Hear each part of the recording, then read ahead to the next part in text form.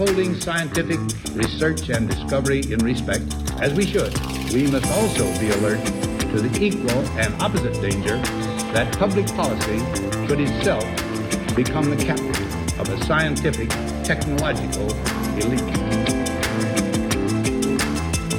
We've signed a climate convention on the importance of economic instruments and free markets. Were included in this mammoth Agenda 21 document and the Rio Declaration. Now, let me be clear on one fundamental point. The United States fully intends to be the world's preeminent leader in protecting the global environment. Coming up, Technocracy News. And Patrick Wood here for Technocracy News and Trends, Editor-in-Chief and founder of Technocracy News and Trends. Welcome to today's program. Did I ever tell you that Technocracy is a global initiative, not just a national and United States initiative? Did I ever explain to you that the United Nations has plans for every country on the face of the planet, as well as every city and every citizen on the face of the planet? Well, Technocracy is moving forward all over the world. I cannot stress this to you enough. This is not just an American phenomena. It's happening everywhere. So the first article that I put up today was titled, Australia's Greens Seek to Destabilize and Destroy Its Economic System. And I wrote, Green New Dealers are the same in every country, led on by the United Nations Sustainable Development Policies. Same groups, same tactics, same objectives to destroy free enterprise and capitalism. This article was written by an Australian activist, and she stated, Greens know that Australia could not electrify our cities, farms, mines, refineries, and factories, nor power our road, rail, air, and sea transport with just solar, wind, hydro, and batteries.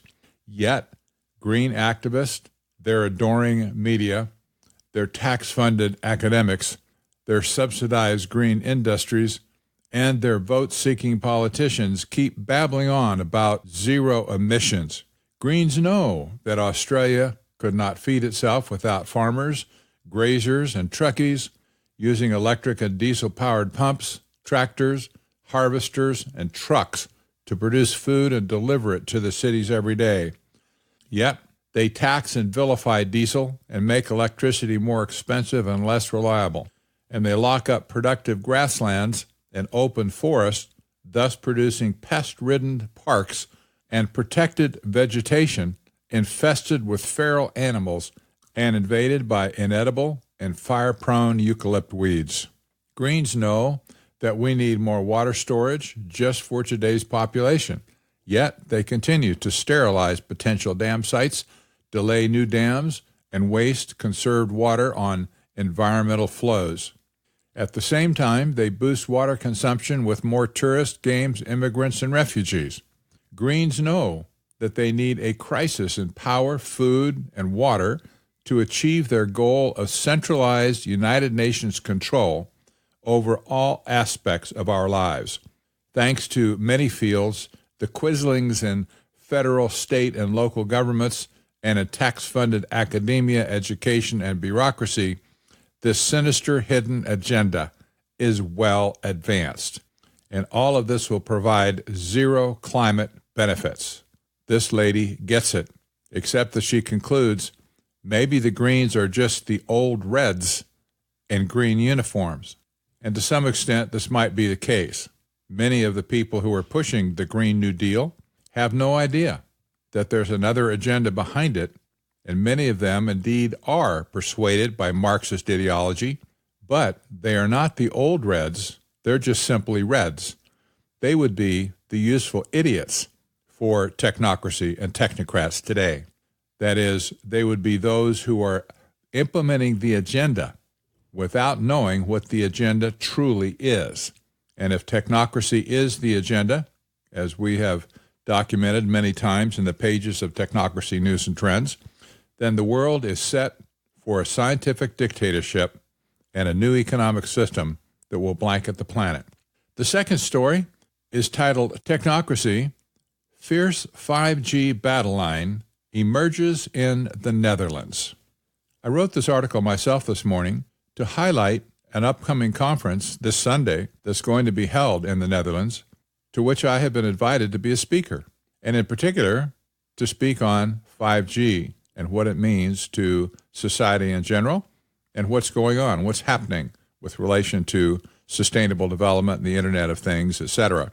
So I wrote this article and I said, as a result of recent events relating to the global 5G rollout, again, I stress global, Patrick Wood has been invited to address a symposium via video, of course, in the Netherlands on 5G on September 15, 2019. In July 2019, it was announced in the Netherlands that 5G antennas would be erected on every street corner. By September, just a few months later, citizens took to the streets to block implementation. Many concerns are over potential new health risks due to 5G radiation that is actually absorbed into the skin. Lower frequency radiation, like that found in 4G and 3G, simply pass through the body. 5G is unique in this sense because it's based on so-called millimeter waves that are indeed absorbed into the skin. In the United States, major 5G vendors testified before Congress that no money has ever been spent on human studies to demonstrate safety of 5G as anticipated. Moreover, efforts to conduct independent studies have been strongly resisted or suppressed. It is increasingly obvious to citizens worldwide, however, that the bum's rush to implement 5G has other motives beyond just enhancing cell phone performance. The Internet of Things and real-time data collection are the real targets for this new technology, and the potential profits that will be generated from it are staggering. Thus, profit and greed trump consumer safety, privacy, and personal sovereignty. The Internet of Things has previously existed more as a concept than a reality. The only thing that could make IoT a reality is real-time, that is instantaneous, data communication that 5G offers. People around the world are rising up to overpower the 5G rollout, even as America still is largely asleep. The Netherlands is a good example, however, of the conflicts to come. In the following video, produced by James Corbett of the Corbett Report, note his acute understanding of technocracy and its goals of scientific dictatorship. I strongly recommend that every reader listen to this report. And indeed, I do. Even if you've heard it before, go back and listen to it again, and you'll pick up more information than you did the first time, for sure. There's two articles reproduced below this. One is an article from July 10, 2019, that states 5G is coming to the Netherlands, a mast on every street corner. And the other article is hundreds protest in The Hague against 5G mobile networks. So the video conference that I will be participating in on Sunday, the 15th, will include other activists and experts from around the globe to inform the people in the Netherlands on what really is going on and how they might be able to throw a monkey wrench into the mechanism of the rollout of 5G. America has no such movement at this point, although steam may be gathering for such a movement to start here, but right now most people are still wrapped up in calling people that are concerned about 5G conspiracy theorists. This is the dumbest thing I've ever heard in my life. This has nothing to do with conspiracy, and considering that multiple countries around the world are rising up en masse against 5G, this hardly is a conspiracy on anybody's part. I've listened to several presentations, by the way, given by leaders of major 5G corporations like Sprint, AT&T, T-Mobile, and European companies like Vodafone, and I have to say that they'd simply lay it out in plain daylight for everybody to see.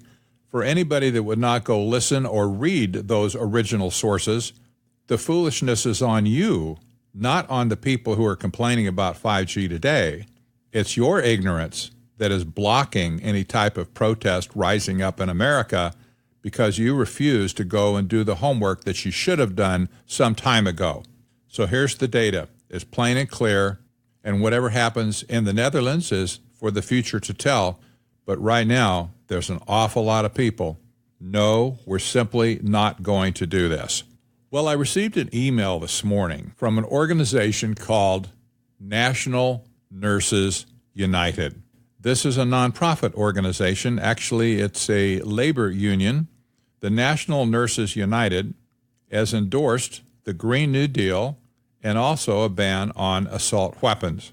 So I had to ask the question, since they sent me the email unsolicited, I had to ask the question, who on earth is the National Nurses United organization? This is one I've never heard of before, but now it appears that they're trying to horn in on the Green New Deal and also on assault weapon ban.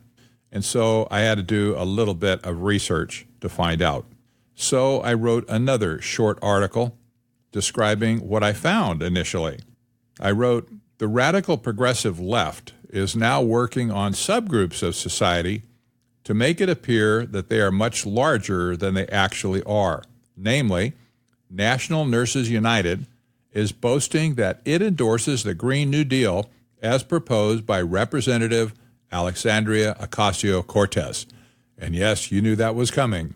However, the National Nurses United was originally started by the California Nurses Association. I'll call that the CNA.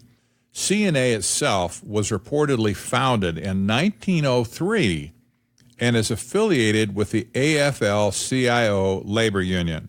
According to their website, that is the National Nurses United website, CNA is also a founding member of the 185,000-member National Nurses United, which in 2019 united CNA, NNOC, the United American Nurses, and the Massachusetts Nurses Association to create the largest union and professional association of nurses in U.S. history. Well, apparently, CNA has morphed into the national organization because its original URL was calnurses.org. That is CAL nurses.org. And it was a California-based organization. And now we find that calnurses.org automatically redirects to nationalnursesunited.org. And it indicates now that one organization has become another. It claims to speak for over 150,000 members. I also discovered, by the way, that on the internet record that defines the URL nationalnursesunited.org, that calnurses.org was the original entity that secured that new national URL. So they obviously have a very close tie. The following press release was issued by National Nurses United on September 13, 2019. National Nurses United's press release are posted typically on the Progressive Radical Common Dreams website. This press release, which I'll read just a few paragraphs to you, is titled National Nurses United Endorses Green New Deal and Ban on Assault Weapons. It states, National Nurses United, the nation's largest union and professional association of registered nurses, Thursday endorsed enactment of a Green New Deal and a ban on assault weapons. Passage of the resolution came in a joint meeting of the leadership boards of National Nurses United, that's NNU, and the California Nurses Association National Nurses of Organizing Committee on the eve of a major global nurses solidarity assembly of more than 1,600 nurses being hosted by the NNU and CNA in San Francisco. In other words, they're having a big conflab in San Francisco, and they have apparently 600 nurses are visiting there, and they're raising up their hands in protest against all of the stuff calling for a Green New Deal and an assault weapon ban. It continues, in calling for a comprehensive Green New Deal NNU said it was a fundamental step to, quote, tackle the crises of climate change and economic inequality, close quote. We're facing an existential climate crisis, said NNU President Deborah Berger, an RN. Nurses see the impact in patients harmed by superstorms, wildfires, epidemics, environmental pollution, and other impacts of the climate crisis today. I have to question that, by the way. How do these nurses see patients who are harmed by superstorms, wildfires, and epidemics, knowing that they have something to do with climate change? She continues, it is long past time to act in the most expansive way possible, while also protecting workers and communities that are affected today and in the years to come. NNU, for example, has for more than a decade been sending volunteer RNs to communities affected by disasters exacerbated by climate change. They seem to know that for sure, by the way. Most recently, NNU has sent 16 RN volunteers to date, with more to come, to provide basic medical aid to those harmed by Hurricane Dorian. Several of them are currently on the ground in Grand Bahamas Island. Climate experts have noted that the severity of Dorian, including the Category 5 winds, flooding, and other effects, were accelerated by warm ocean waters and rising sea levels. This, by the way, is absolutely false. There are no rising sea levels. And yes, the ocean waters do vary in temperature, but this is within perfectly normal levels. So the claim that Dorian, which was indeed a Category 5 hurricane for some period of time, was caused by global warming is absolute nonsense. It continues, NNU said it would favor a Green New Deal that would include major elements, including, and here's their punch list, a complete transition away from using fossil fuels by 2035, shifting to 100% clean renewable energy production. Number 2, a ban on fossil fuel projects, including pipelines, deep-sea drilling, tar sands extraction, and fracking, coupled with substantial investment into solar, wind, and geothermal energy production. Point 3, a fair and equitable, just transition for workers from the fossil fuel industry with guarantees for, quote, a minimum of 5 years of continued compensation, including salary, health care coverage, pension contributions, as well as housing assistance, education, and job training and job placement for displaced workers. And lastly, significant investments in frontline communities to prepare for climate impacts, as well as drawing the links to combating economic inequality. That's enough to consider for National Nurses United.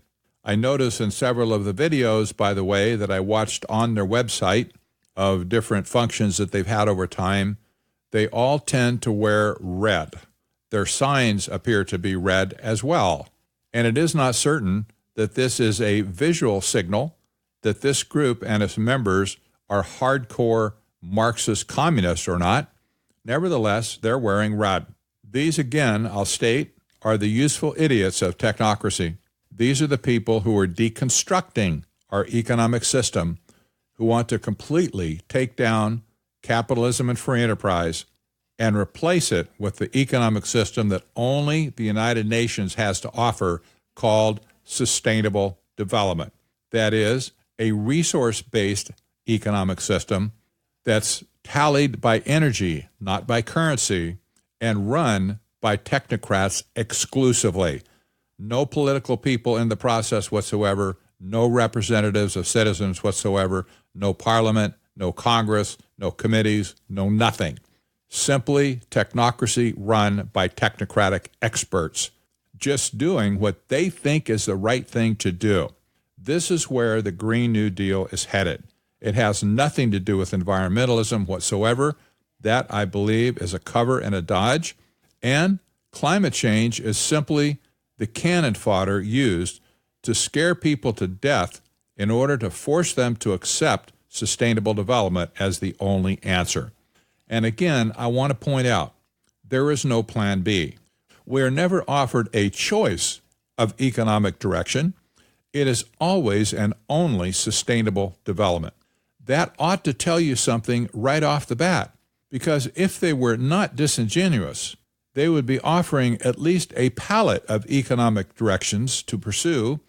But no, the United Nations is only interested in sustainable development.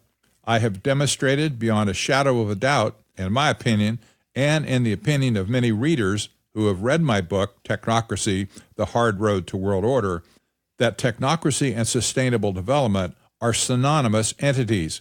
Sustainable development actually got its genesis from the technocracy movement in the 1930s, and it continues today. The fact that they have changed the name to sustainable development means nothing in the grand scheme of things. We can analyze either entity and come to the exact same conclusions that where this is headed is toward a scientific dictatorship. And again, I encourage you to go to the Corbett Report and listen to his fantastic video called The 5G Dragnet. James Corbett is one of the very few international video journalists who fully understands and gets technocracy. He's done the research. He's gone back historically and surveyed technocracy from the 1930s. I've been on his program multiple times, by the way, explaining it to him and his audience, and he really gets it. Go listen to that video, The 5G Dragnet, and you'll see what the master plan for sustainable development is in the world. It has nothing to do with caring for the people of the world. It really has nothing to do with, quote unquote, saving the world. In fact, the policies that the Green New Deal are putting forth around the planet will destroy the planet rather than heal the planet. This has been demonstrated on multiple instances.